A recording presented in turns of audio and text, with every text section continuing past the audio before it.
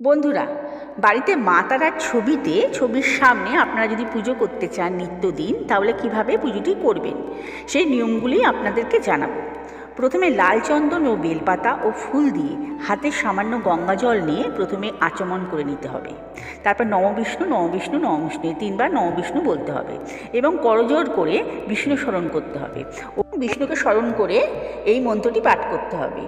নমো অপবিত্র পবিত্র বা সর্বাবস্থাং গতহপি বা শরৎ পুণ্ডরীকাক্ষং সর্বাজ্য অভ্যন্তরসূচি নমঃসূচি নমঃসূচি নমঃসূচি। এবার ধূপ প্রদীপ জ্বালিয়ে মা তারার চরণে গঙ্গাজল চন্দন গোলাপ জল দুধ আলতা দিয়ে তারামার চরণগুলো অভিষেক করে নিতে হবে। তারামাকে ভালো করে পরিষ্কার করে তারামাকে পূজা করার আগে ফুল বেলপাতা দিয়ে বাবা ভোলানাথের উদ্দেশ্যে নিবেদন করতে হবে। আমরা অনেকেই জানো যে তারা মায়ের পুজোর আগে বামদেব ঠাকুরকে পুজো করে নিতে হবে।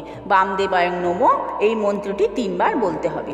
বামদেবের চরণে ফুল নিবেদন করতে হবে এবং জবা ফুল মা তারার উদ্দেশ্যে নিবেদন করে নিতে হবে এবং তারা মায়ের প্রণাম মন্ত্রটি বলতে হবে। সর্বমঙ্গলা মঙ্গলে শিবে সর্বাত্র সাদিকে শরণ্যে ত্র্যম্বকে গৌরী নারায়ণী নমস্তুতে নম সৃষ্টি স্থিতি বিনাশানাং শক্তিভূতে সনাতনী গুণাশ্রয়ে গুণময়ে নারায়ণী নমস্তুতে নম শরণাগত দীর্ণাত পরিত্রাণ পরাণয়ে সর্বসাতী হরে দেবী নারায়ণী নমস্তুতে।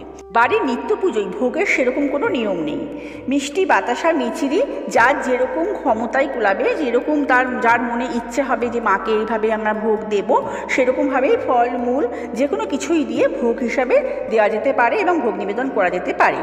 এরপর ধূপ দীপ দিয়ে মাকে ভালো করে আরতি করে এইভাবেই বাড়ির নিত্যদিনের পুজো সম্পূর্ণ করতে হবে। এই ভিডিওটা যদি ভালো লেগে থাকে তাহলে আপনারা একটা লাইক কমেন্ট করে দেবেন এবং সাবস্ক্রাইব করে দেবেন আর বেল আইকনটা প্রেস করে দেবেন, যাতে আপনারা এরকম মা তারার ভিডিও পেতে কোনো আপনাদের অসুবিধা না হয়, সরাসরি আপনাদের কাছে পৌঁছে যায়।